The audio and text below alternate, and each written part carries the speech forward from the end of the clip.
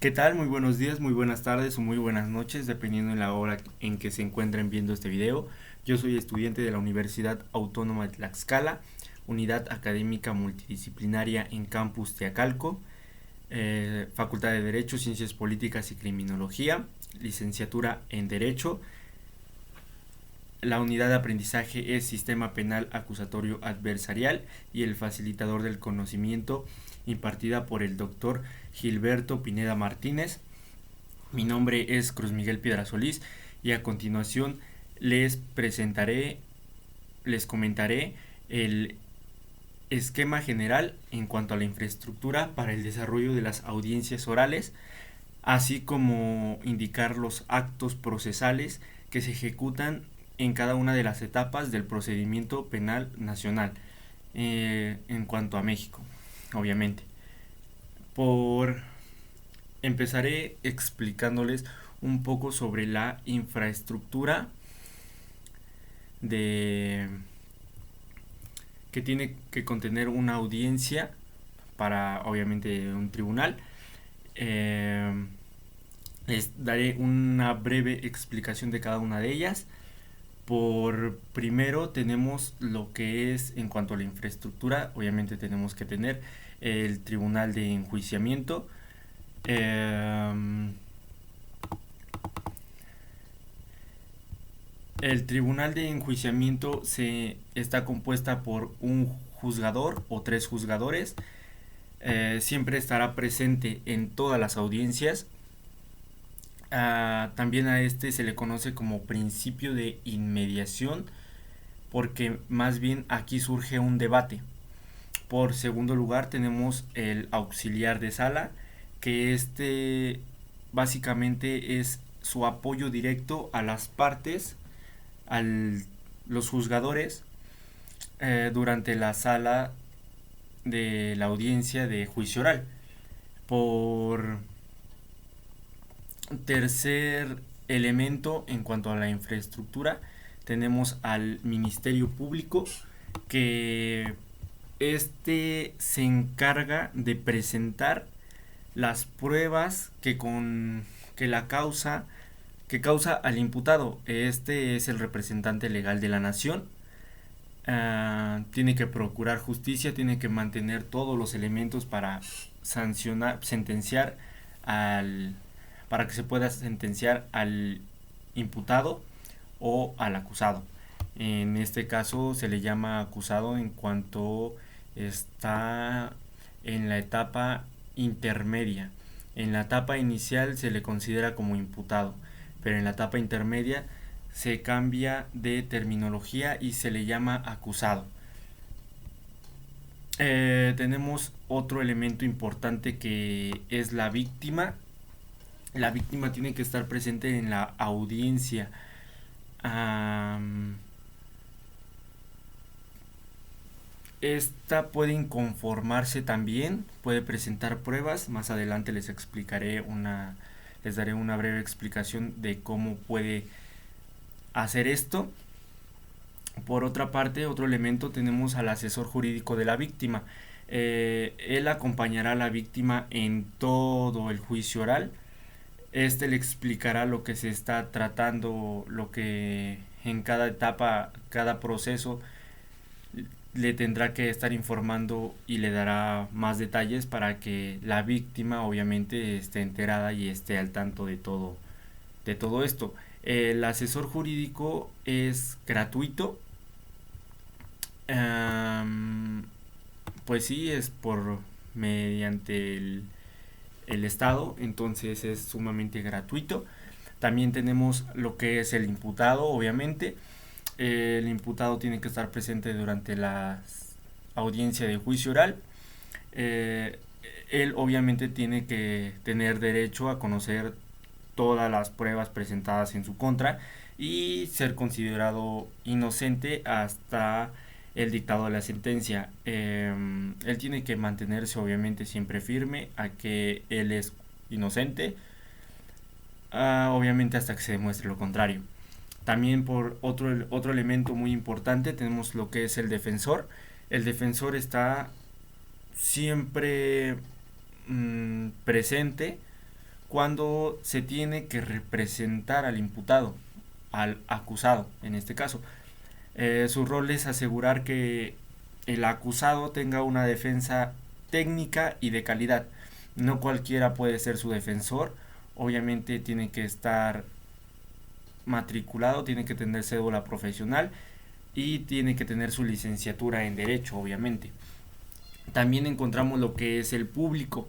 El público fomenta la transparencia en las actuaciones y decisiones jurídicas. Este tiene el acceso eh, tiene el acceso en general en una parte de lo que se conoce como el principio de publicidad. También tenemos lo que son los medios de comunicación. Los medios de comunicación podrán ingresar al espacio, obviamente, que se tiene atrás, prácticamente donde está todo el público, para que obviamente puedan transmitir la transparencia también, la comunicación. Obviamente también tienen que respetar las normas y las reglas que se tiene que tener en cuanto está uno en una audiencia. También tenemos otro elemento no muy importante, obviamente, porque este es el policía procesal, o sí, este está encargado del control, vigilancia y tiene que mantener el orden en la sala de juicio oral, obviamente para que el imputado no cometa algún delito ahí mismo, para que no el público no quiera confrontar al imputado o no quiera confrontar a la víctima. También el policía pues tiene un papel muy importante. Otro elemento son los testigos, que estas se presentan obviamente cuando se va desarrollando la etapa de juicio oral, que los testigos tienen por manifestarse tienen que comentar los hechos acontecidos, ya sea a favor de la víctima o a favor del acusado. Esta es la infraestructura que tiene que contener la sala de juicio oral. A continuación les hablaré un poco sobre las etapas procesales para poder llegar a esta tercera etapa, que es la etapa de audiencia de juicio oral. Yo considero personalmente que son dos procesos, dos etapas, las cuales una de ellas tiene que irse desarrollando conforme a derecho, que se encuentra en el Código Nacional de Procedimientos Penales. La audiencia inicial, a continuación se las comentaré. Lo podemos encontrar en el artículo 307, que esto básicamente es la audiencia inicial.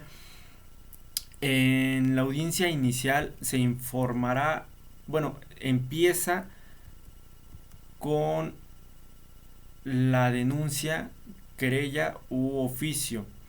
En el artículo 307 nos habla sobre la audiencia inicial, que se formarán al imputado sus derechos constitucionales y legales. Obviamente, si no se le hubiese informado de los mismos con anterioridad, se puede realizar el control de legalidad de la detención si corresponde. Obviamente, a continuación les estaré hablando un poquito sobre lo de flagrancia y sin detenido.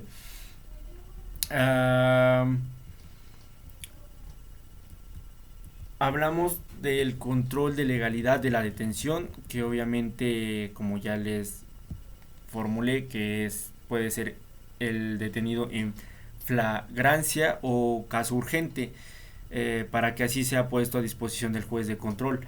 Se citará obviamente a la audiencia inicial en la que se realizará el control de la detención antes de que se proceda a la formulación de la imputación. En flagrancia es básicamente cuando el delito todavía está en el punto, digámoslo así. Por ejemplo, alguien que está robando y obviamente una persona o alguien se percata y empieza, ahora sí que le marcan a la policía o ellos mismos lo pueden detener porque está cometiendo un delito en flagrancia. Obviamente que digamos como que a la persona la cacharon en el momento. En caso urgente, esto es en tipos de urgencia en cuanto a delitos ahora sí que un poquito más fuertes.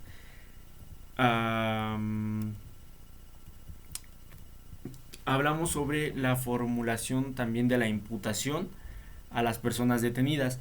La formulación de la imputación es la comunicación que el Ministerio Público efectúa al imputado, en este caso la manera en que se le llama es imputado, está en presencia del juez de control que tiene que desarrollar una investigación en su contra respecto de uno o más hechos que la ley señala como delito. Como lo mencioné hace unos minutos, cuando alguien es detenido y obviamente lo encontraron robando, entonces el delito que se le tiene que investigar es ese, el de robo. También encontramos en esta etapa de inicial lo que es la declaración de formulada al imputado.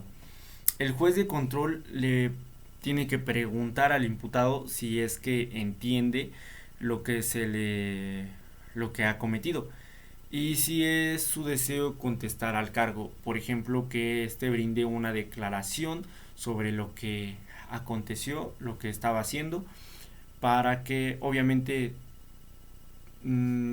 todo lo que uno diga tiene por ley podrá ser usado en su contra, entonces ahí es como que un arma de dos filos, por así llamarlo.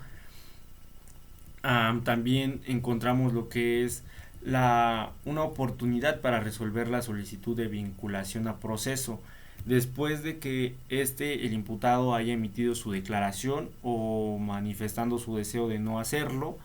El agente del Ministerio Público tiene que solicitar al juez de control una oportunidad para discutir medidas cautelares. Estas medidas cautelares en breves también se las tengo que explicar y les daré un pequeño ejemplo de cada una de ellas, porque cada una de ellas tiene un fin. Cada medida cautelar, que son 14, tiene un fin que obviamente se tienen que ocupar cuando se requiera. No en todo momento se pueden pedir las 14 medidas cautelares, sino que tiene que ser para un caso específico. Los tipos de medidas cautelares que se encuentran en el artículo 155 del Código Nacional de Procedimientos Penales, que esta es que se solicita a solicitud del Ministerio Público o de la víctima.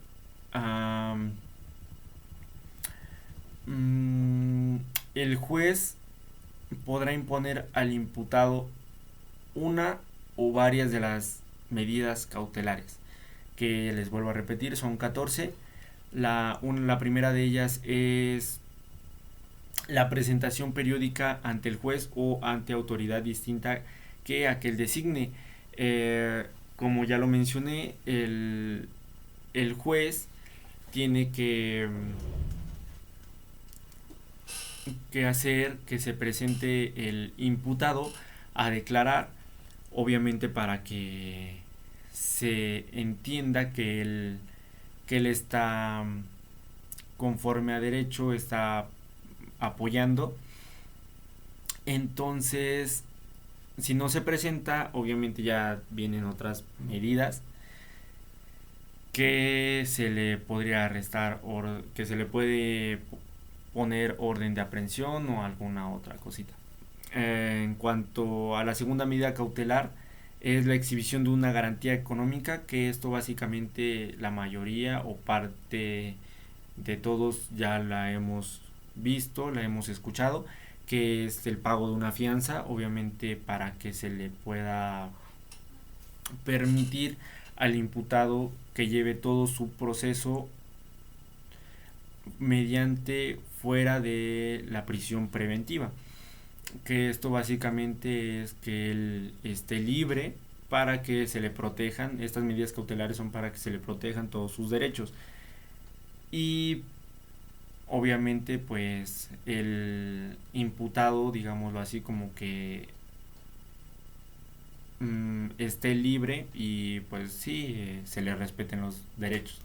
La tercera es el embargo de bienes, que este básicamente consiste en, sí, en el embargo de los bienes. Los bienes pueden ser bienes inmuebles o bienes muebles dependiendo de la cantidad que se le pueda presentar. Por ejemplo, si eh, es una cantidad de unos 150,000 pesos, podría dejar un terreno como, sí, como embargo por si este mismo ya no se presenta la solicitud y todas estas cuestiones. Por cuarta medida cautelar tenemos lo que es la inmovilización de cuentas y demás valores que se encuentren dentro del sistema financiero. Eh, Esta es la congelación de las cuentas. Obviamente lo hemos visto en bastantes eh, delitos, como es el crimen organizado, que en algunos los detienen y pues obviamente les manifiestan todo mediante sus cuentas, los checan y les congelan las cuentas. También puede ser en un caso político, que alguien que tenga sus cuentas bastante favorables se le congelen para que él no pueda salir del país, para que él no, no utilice ese dinero. La quinta medida cautelar es la prohibición de salir sin autorización del país, que como su nombre lo dice, esta es la prohibición que se le tiene al imputado para que no pueda salir del país. Obviamente a una persona como un empresario que está constantemente saliendo del país, o incluso algún político o cualquier otra persona que sea un poquito internacional, por así decirlo, que salga, que entre al país, que vuelva a salir y esté en constante. Tenemos la sexta medida cautelar, que es el sometimiento al cuidado o vigilancia de una persona o institución determinada o internamiento, que este consiste más bien en cuando una persona sufre de sus facultades mentales, se le tiene que acudir a una instancia, por ejemplo lo que es un hospital, para que se le hagan sus chequeos pertinentes. La séptima, encontramos la prohibición de concurrir a determinadas reuniones o acercarse a ciertos lugares. Esta básicamente consiste en otro tipo de delito, por ejemplo cuando una persona eh, tiende a delitos sexuales, por ejemplo en un gimnasio, el acoso, un hombre acosa mucho a la mujer, entonces ya no está permitido que esta persona vaya a este lugar, porque pues sí, para que ya no altere, digámoslo así, como que el mismo asunto. La octava es la prohibición de convivir, acercarse o comunicarse con determinadas personas que la víctima tiene relación, por ejemplo, en, en cuanto el marido a la mujer, ya es un poquito la prohibición a las personas cercanas por las amenazas que puedan suscitarle, por las notificaciones que se le puedan presentar.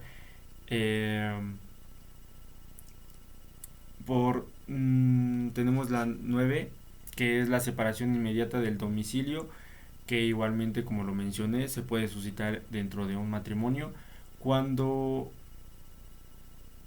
se pone en riesgo la vida de la otra persona, de la víctima, obviamente. Entonces esta tiene que salir del domicilio, que prácticamente se le separa al imputado.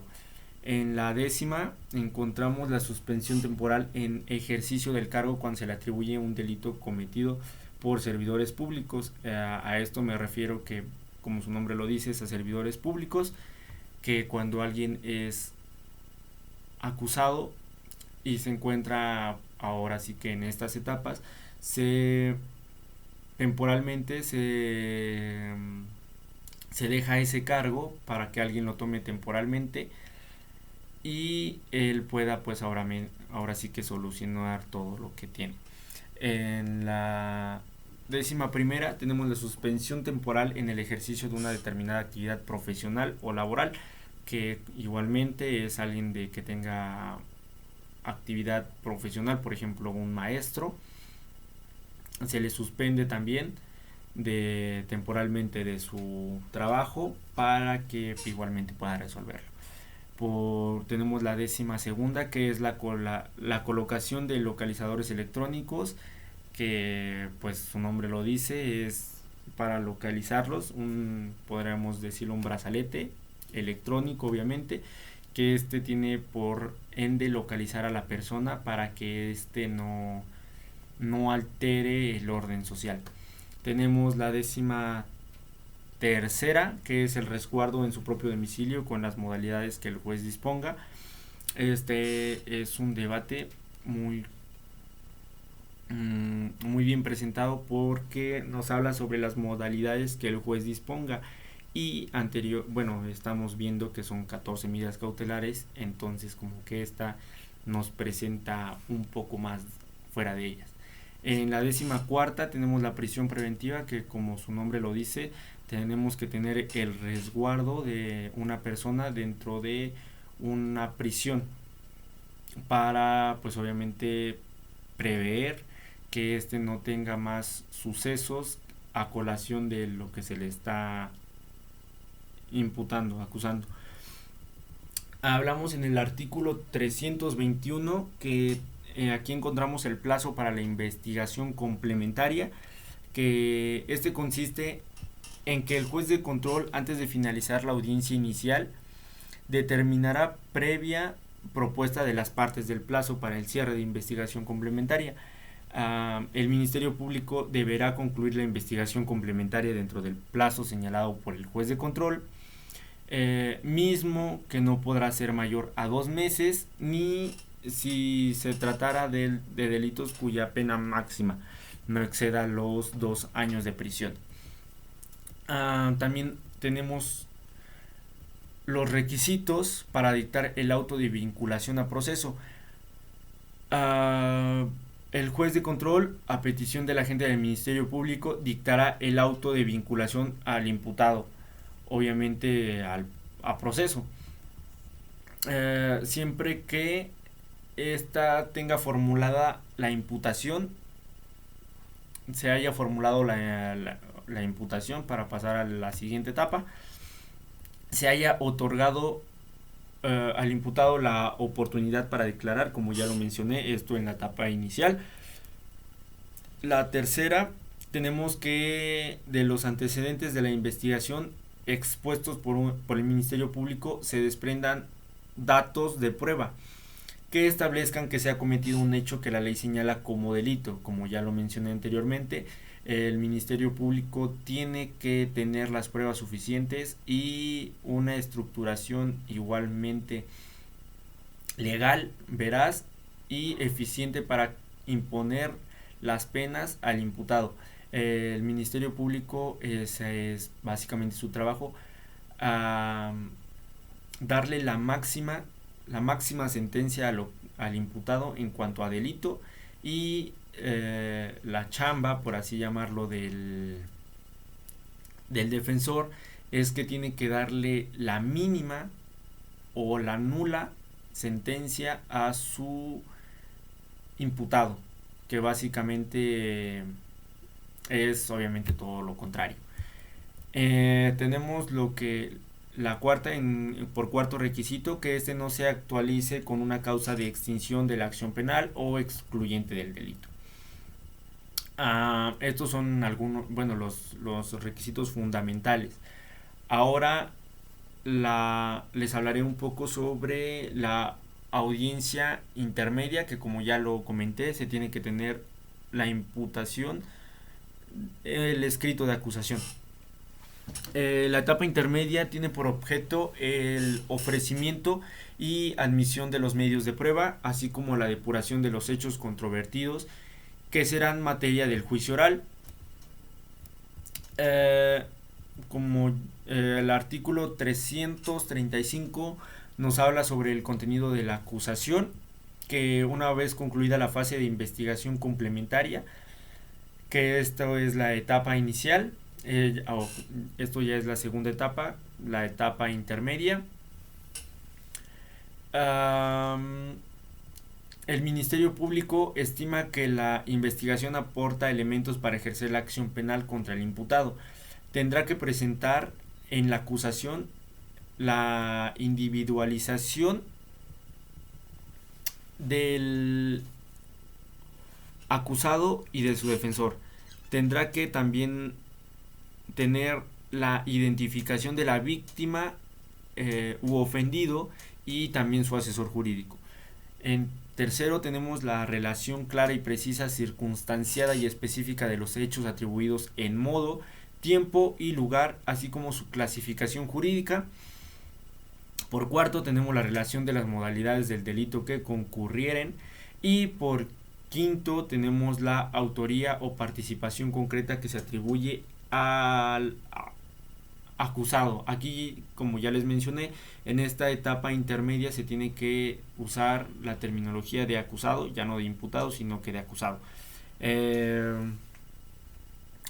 Por sexto, tenemos que tener la expresión de los preceptos legales aplicables. Tenemos que tener el señalamiento de los medios de prueba que se pretenden ofrecer. Tenemos que tener el monto de la reparación del daño. Tenemos que tener la pena o medida de seguridad cuya aplicación se solicita.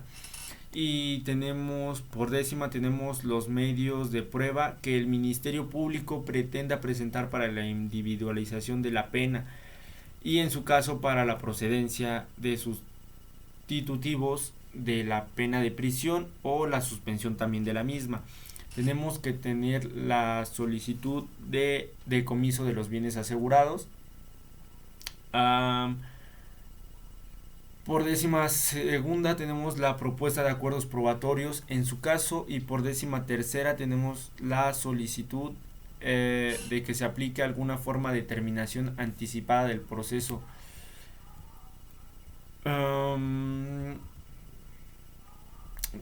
Como ya lo mencioné, estas son algunas solicitudes,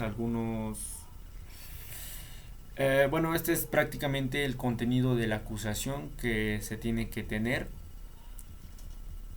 para poder igualmente seguir avanzando en todo este proceso.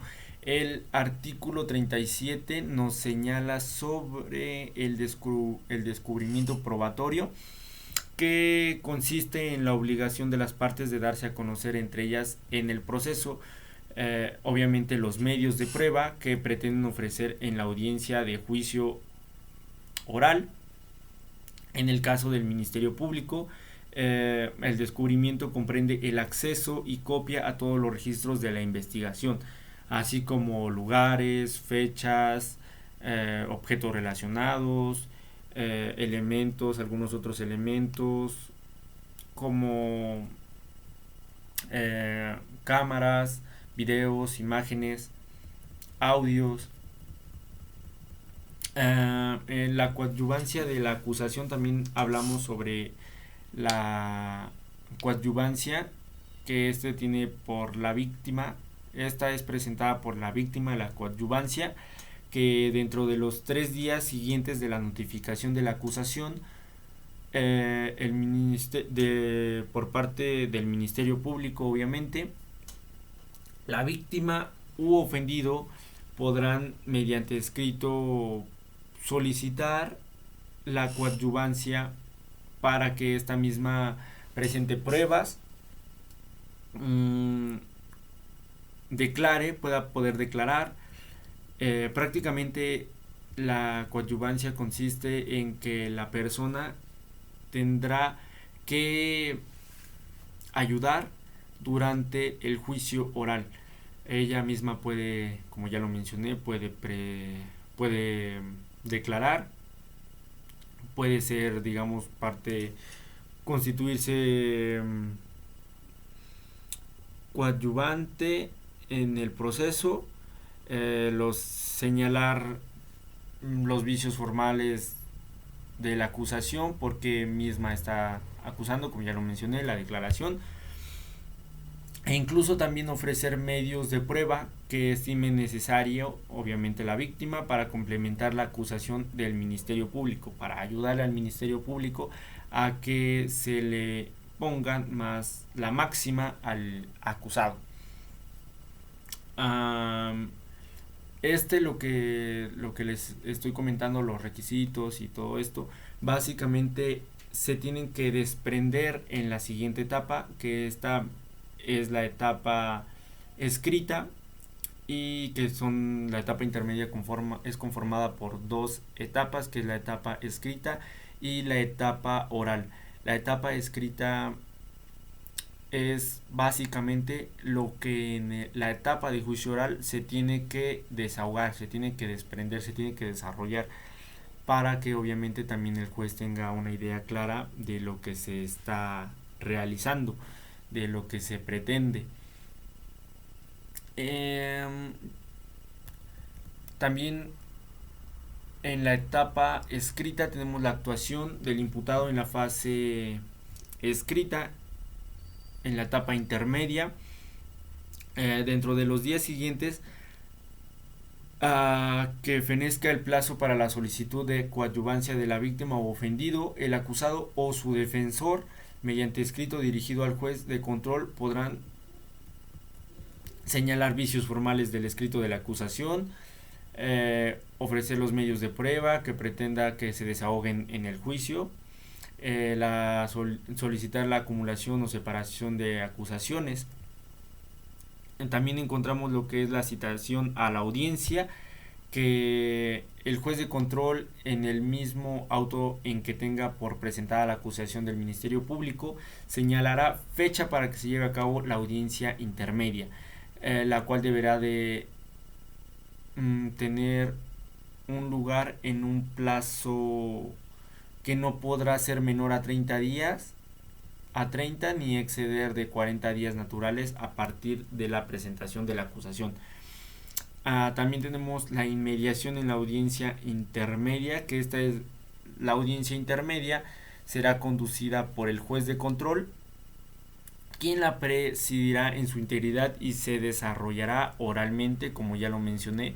Todo esto prácticamente es por parte, en solicitud y en lo que se tiene que presentar,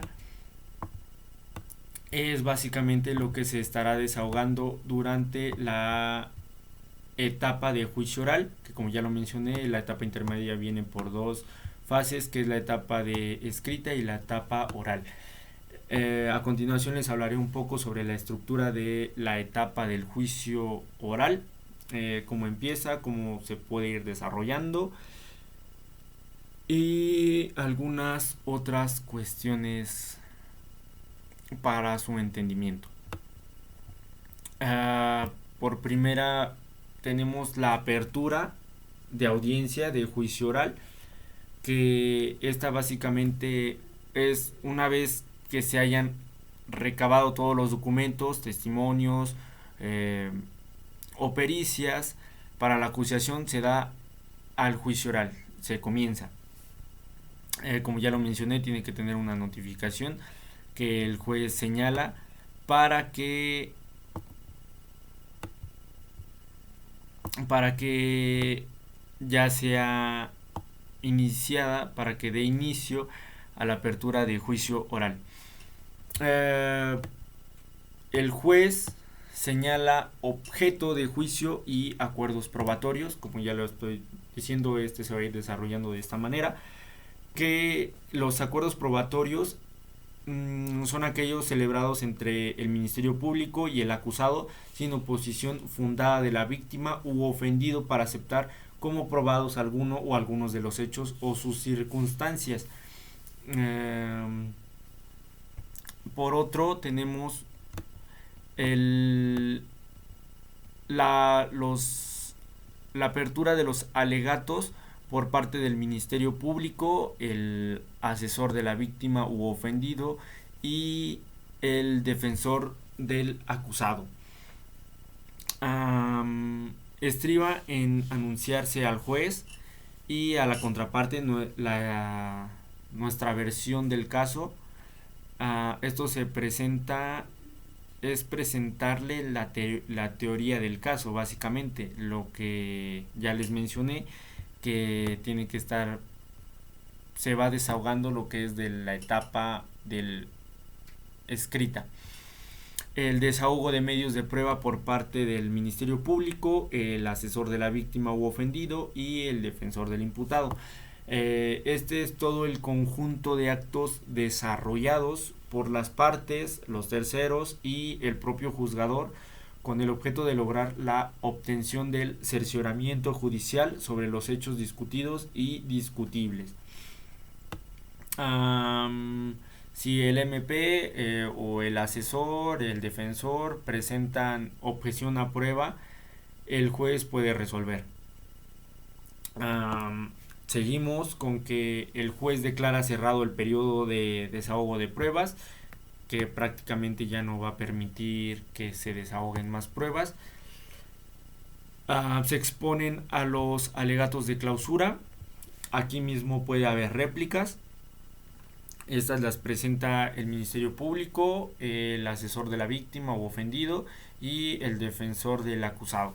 Esta es la última oportunidad que se tiene ante el juez para convencerlo de que la teoría del caso quedó probado y que debe atender a la petición respecto a la sentencia, ya sea de que se incline por el Ministerio Público o el defensor.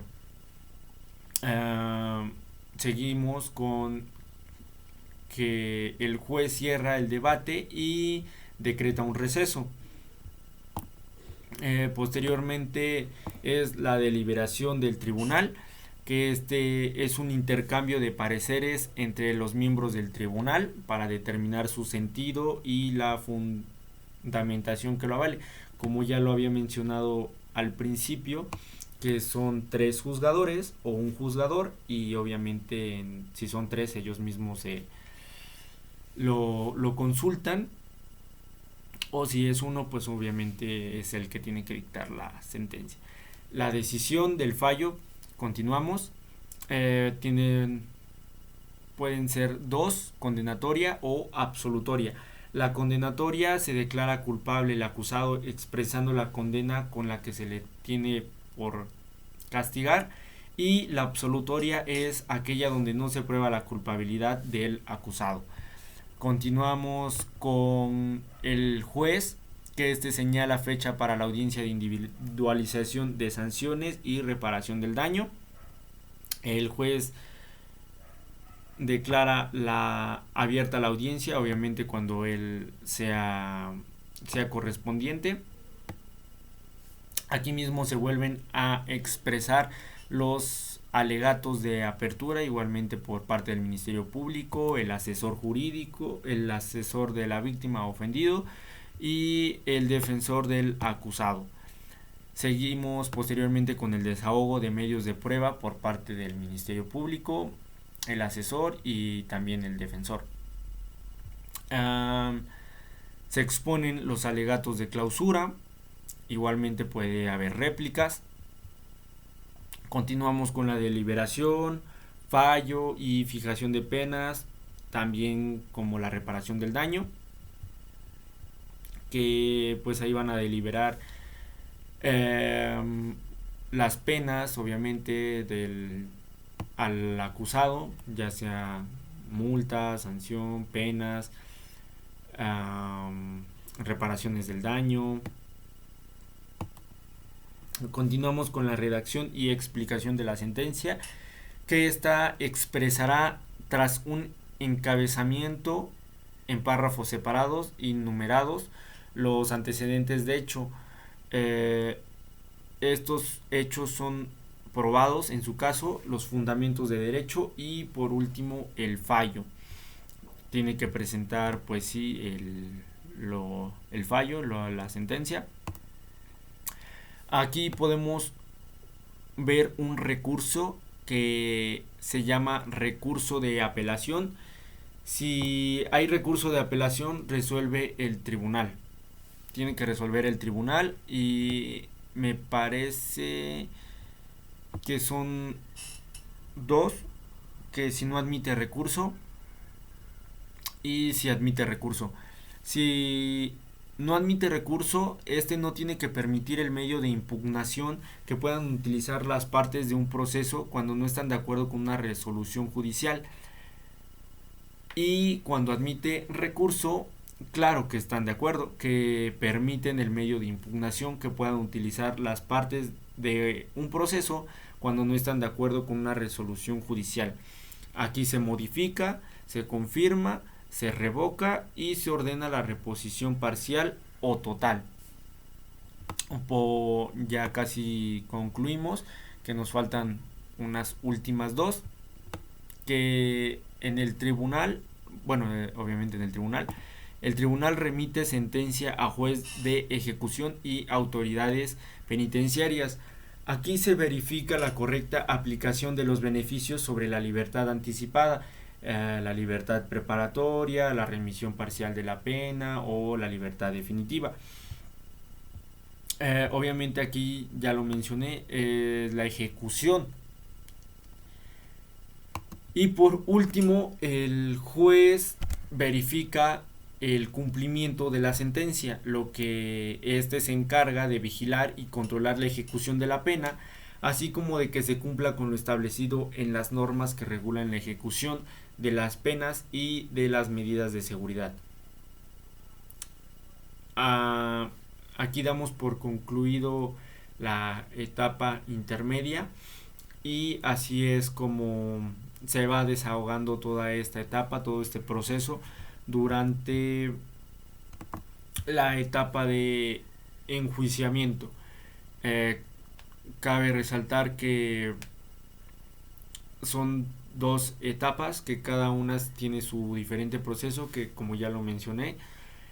Y para finalizar, para que quede un poquito más claro, la etapa inicial y la etapa complementaria. En la etapa inicial vamos a formular toda la investigación, medios de prueba, datos, toda la recopilación de datos e información para proceder con la etapa intermedia, que aquí encontramos la etapa oral y la etapa escrita. La etapa escrita es la primerita que se tiene que realizar, que se presenta con el escrito de acusación por parte del Ministerio Público para que se pueda desarrollar, para que se pueda